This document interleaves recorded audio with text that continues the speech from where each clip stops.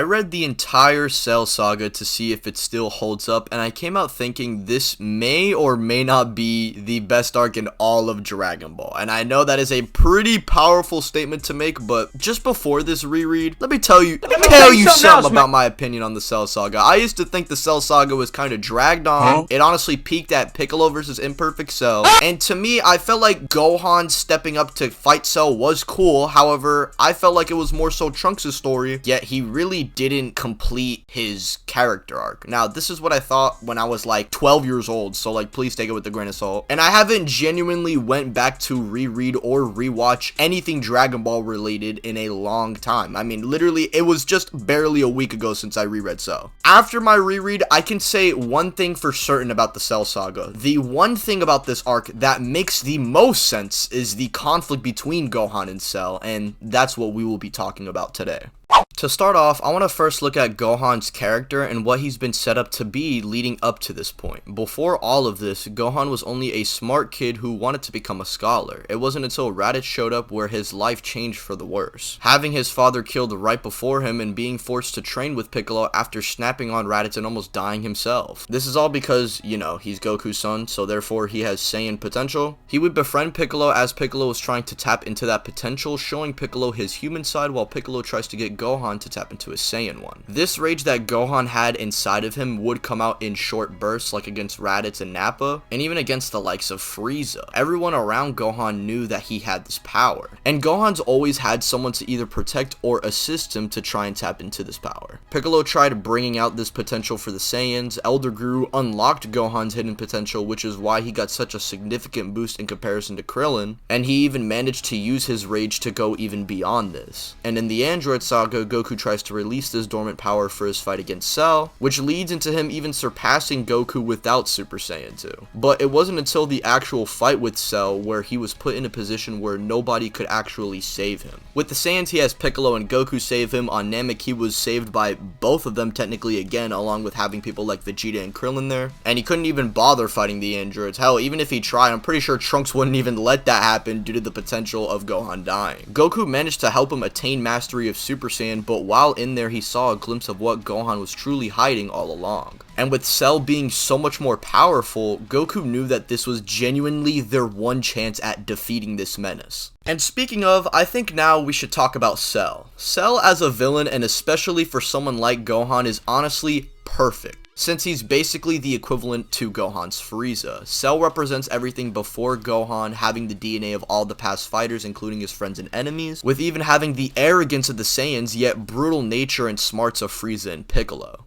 And especially with what Toriyama was originally planning, which was for the next generation to take over, a plotline that would be further established in the Buu saga, having Gohan's obstacle be someone who is literally representing the past, while Gohan in this case is representing the future. Like, you literally cannot get better build up for this plotline. I hope this plotline actually goes somewhere, by the way, and Gohan being shifted into a much bigger role, which was foreshadowed throughout the arcs. I hope this doesn't also backfire. That would suck, guys. Am I right?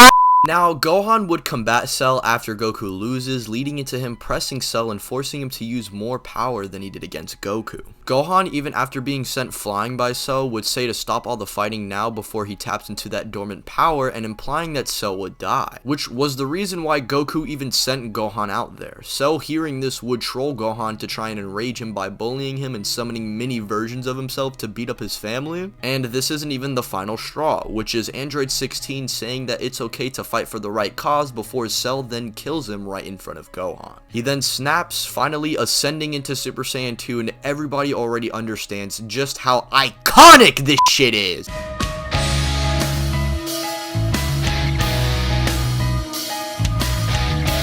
At this point in the story, Gohan was the only one who can use this form, which makes sense due to how much buildup this dormant power had. And I don't really like how Vegeta and Goku just casually obtain the form the next saga, and technically Gohan can also do it too, but it's just his rage that isn't there. Like, bro, that is so corny. Super Saiyan 2, in my opinion, works best narratively for only Gohan, and honestly, this in my eyes is just as good as the Super Saiyan 1 transformation on Namek. And I don't want to hear, oh my god, it's so iconic, until I do a potential Frieza saga reread, this clears the Namek Super Saiyan transformation. Gohan would pimp smack the Cell Juniors and embarrass Cell so much so that he takes the extra step to not finish him off when he could, showing that Gohan, unlike his father, is letting his confidence take over. The reason he spared Frieza was because maybe there was the chance he could save him, but then he learned that he was pure evil. In contrast to Gohan, who was literally laughing at Cell's suffering, and Cell is literally Frieza plus Goku's villains, and Goku tried going in for the kill himself. Gohan would suffer the consequences for this and have his dad sacrifice himself in order to take out Cell, which doesn't even work, by the way. So Gohan got his dad killed for nothing basically in his eyes, and then breaks his arm trying to save Vegeta. Cell returning to me not only has to be on par with Frieza surviving the Spirit Bomb, but him also adapting a power-up like Gohan's just enhances the fact that Gohan is fighting a reflection of everyone he knows around him, including himself. This is where Gohan's old self returns and begins to doubt himself, believing that there is no hope. However, that is until his father gives him the courage to fight again, along with also having the help of everyone around him, which to me is a satisfying way for Cell to be defeated, as it required everybody's assistance to kill a monster that embodies all of them. Funny enough, this is where a lot of memes come in about them fighting for episodes or beam clashing for episodes, as Cell and Gohan do beam struggle for quite a while. Gohan versus Cell is literally perfect. There is nobody in Dragon Ball who in my eyes will ever become just as much of a menace that Cell was, and Gohan would never return to his prime, as it would literally take him decades to have the same repeating character arc. Gohan by this point was him, and seeing him go from the kid who was inspired by others to step up to now inspiring those who inspired him has to be hands down one of the most satisfying arcs in all of Dragon Ball. This fight is so good, guys. I hope Gohan doesn't regress as a character.